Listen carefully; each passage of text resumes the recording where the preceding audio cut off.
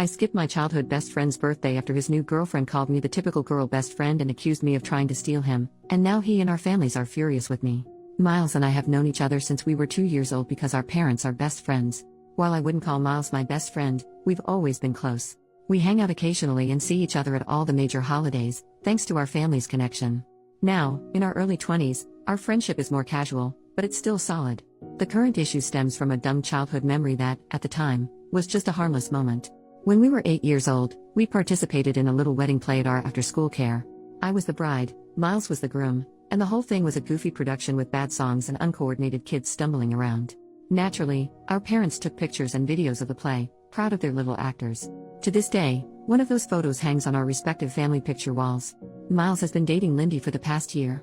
They've known each other for 3 years, but their relationship only turned romantic recently. From the start, it was clear Lindy didn't like me. Every time we were at the same celebration, she'd make a snide comment about me being a typical girl best friend. Once, she even accused me of secretly wanting to sleep with Miles. I have no idea where she got that idea. Miles and I barely see each other outside of family functions, save for the occasional monthly catch-up over food. We're close, but our friend groups and schedules are completely separate. Things escalated after Lindy saw the wedding play picture. From then on, her comments became more frequent and pointed. She even started sending me direct messages on Instagram, saying things like, "I know what game you're playing." I was baffled. It wasn't a game, and I wasn't even sure what she thought I was doing. I tried talking to Miles about it. He told me to just give her time, which felt dismissive but also like the easiest option. Then came Miles' birthday party last Saturday. I was invited, of course, but Lindy decided to send me a message before the party. She wrote something along the lines of, "I'll be supervising you. This is our first birthday as a couple, and you're not going to take up his time." That was my breaking point. I talked to Miles again, hoping he'd step in or at least acknowledge how toxic this was becoming. But all he did was repeat the same advice, to give her time. I couldn't do it anymore. When the party started, I sent him a quick text apologizing and told him my mom would drop off his gift. I just couldn't face the tension anymore. Now, Miles is upset with me for skipping his birthday. Lindy claims I made the whole situation about myself, and my parents are disappointed I missed what they consider a family function. I haven't shown anyone Lindy's messages because I didn't want to blow things up or turn this into a bigger mess. She's a new part of Miles' life, and I didn't want to create drama that could make things harder for both of us. I thought talking to Miles would be the adult thing to do, but clearly, that hasn't worked. For the record, I have no idea why Lindy is jealous. Our families have never joked about me and Miles being together, nor have they ever pushed for that. In fact, I think they'd be against it if it were ever even suggested. The wedding play picture is only up on the walls because our parents thought it was a cute memory from our first school play. That's all it ever was. So, am I wrong for skipping his birthday or was I totally reasonable in doing so? Update: after my last post, I decided to address everything head on. I talked to Miles first. Initially, he was upset with me, insisting that I was blowing things out of proportion. We went back and forth for a while, and after laying everything out, we both agreed to take some distance for now. He needed time to figure out his relationship with Lindy, and I didn't want to deal with the added stress of petty drama anymore. Next, I spoke to my parents and explained the situation in full. They were shocked and upset about how Lindy had been treating me, but they respected my decision to handle it myself. Still, it felt good to get it off my chest. For a little while, nothing else happened. Life moved on. Until Tuesday night. Some friends and I decided to take advantage of the midweek holiday and went to an Irish pub for karaoke. It was a fun night, at least until my best friend and I went to the restroom to freshen up. That's when everything spiraled. As we were touching up our makeup, Lindy and a group of her friends walked in. They immediately started making loud, passive-aggressive comments. Things like, "Man stealing bitches," and, "Imagine pretending to be a guy's friend just to sleep with him." Pick-me girls are the worst. They didn't address us directly, but they made it painfully obvious who they were talking about. It was cringy. It didn't stop there. They slowly edged closer to us, essentially cornering us near the hand dryers, acting like we weren't even there. My best friend finally had enough. She grabbed my hand, pushed through them, and pulled me along. We were almost back at our table when Lindy ran up behind me and yanked my hair. I lost my balance and fell backward onto a metal footrest. The impact was so bad I saw white. Before I could process what was happening, one of her friends poured beer on me. Then a fight broke out and at some point, someone dropped a heavy pint glass on my head. The next thing I knew, Lindy and her friends were being escorted out by the police, and I was taken to the hospital. The aftermath was worse than I expected. My parents and Miles' parents both rushed to the hospital, furious about what had happened. I was diagnosed with a severe concussion, a fractured nose, and a hairline fracture in my back. I ended up staying in the hospital until Thursday morning. In the meantime, Miles tried calling me repeatedly, but my parents told him it wasn't the right time for him to visit. I also received an official notice that a legal case had been opened against Lindy and one of her friends for assault and causing a public disturbance at the bar. Now I'll have to deal with the legal side of things too. Once I was home, I finally spoke to Miles. Our conversation was long and emotional. He admitted that Lindy's behavior went far beyond what I had experienced. She'd isolated him from friends, berated him constantly, and taken her frustrations out on him in terrifying ways. He described how she would scratch and bite him when she was angry, and how she made him feel trapped in the relationship. By the end of our talk, we were both in tears, apologizing to each other and vowing to rebuild our friendship. At the very least, we agreed to communicate more openly moving forward. Miles broke up with Lindy shortly after our conversation and is currently staying at my parents' house to get some space and figure things out. That's where things stand for now.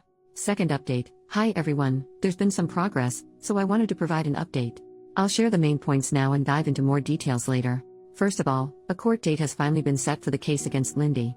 It took 2 months to arrange and is still 3 months away, but at least something is happening. Our lawyer has explained that, as a first-time offender, Lindy is unlikely to face jail time. If she does, it would probably be no more than 3 months. More likely, she'll have to pay a fine equal to 100 days of her income or something similar. I've left all of this in my father's hands. I simply don't have the energy or the headspace to deal with it myself. There's also a second legal case underway, this time tied to my health. What started as a hairline fracture in my back has developed into a chronic condition. I'm in daily pain. Some days are better than others, but there hasn't been a single day where I've been completely pain-free. As a result, I've been unable to work. For now, my insurance is covering 75% of my former income, and my workplace is making up the difference. However, it's likely that I'll be let go soon, as I can't return to my job.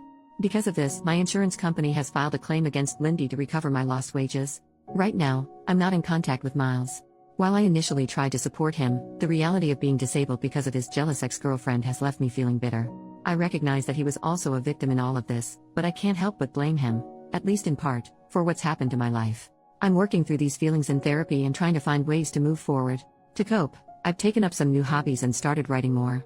I'm also exploring online classes and courses to keep myself engaged and motivated as much as one can in my shoes. One bright spot in all of this has been Miles' parents, who have been incredibly supportive. His mother in particular, has been a godsend. She's gone above and beyond to help me, volunteering to drive me everywhere I need to go. We've even become friends and went to see Deadpool and Wolverine together recently.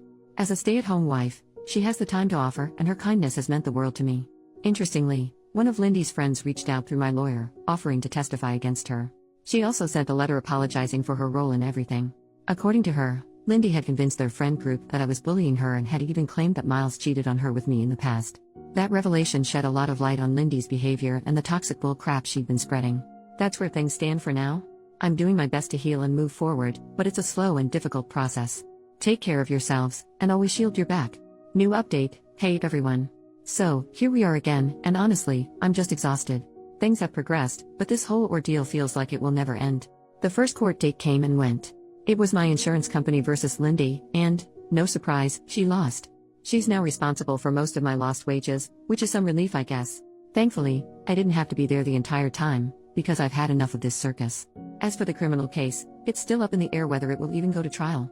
My lawyer is handling it, and my dad's taken over the practical side of things because I've reached my limit. Lindy's legal team seems to be in full panic mode after that loss, but honestly, not my problem anymore.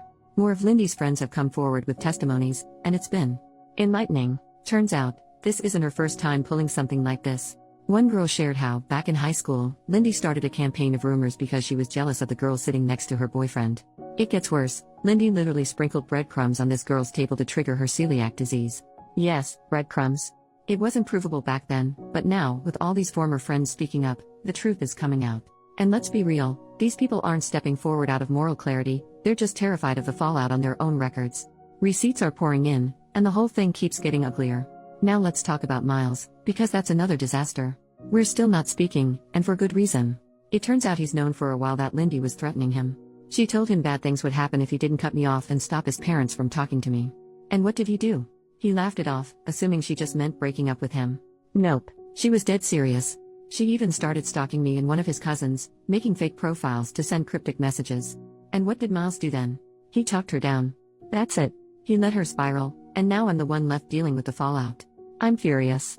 He knew she was unhinged and didn't do anything meaningful to stop her. His dad finally stepped in and dragged him to the police to file reports about everything. They've gathered evidence, including screenshots from when Lindy stalked his cousin and photos of injuries from when she got physical with Miles. At least something is being done now, but it's too little, too late for me. As for Lindy, she's gone quiet, except on TikTok of course. My friends keep sending me her cringy videos, and it's honestly disturbing. She's pretending like nothing is happening, posting trendy videos with her new boyfriend. From what I hear, she's living at his place now, probably because her parents cut her off. And the boyfriend? Well, my friend did some digging, and let's just say he fits her type. As my grandma likes to say, there's a lid for every pot. On the health front, things are still rough. My pain hasn't improved, and now it's radiating to my left hip. I'm waiting for a surgery appointment, which looks like it'll happen in early 2025. Most days, I feel like I'm held together with duct tape. On the bright side, I've made a few friends among the nurses. One of them even braids my hair, which is sweet. I'm also seeing a physiotherapist, though at this point it's mostly for massages to manage the pain. They suggested pool exercises, so now I'm in an aqua aerobics class for seniors. Honestly, the old ladies are a riot, except for one who always looks miserable, but I can't judge because I kind of get it. One piece of good news, I finally got approved for a wheelchair. It's been a game changer. Now I can go out with my friends without feeling like my body is going to collapse after an hour. I've also started taking some university courses for fun and playing way too much Fallout. So, there's that.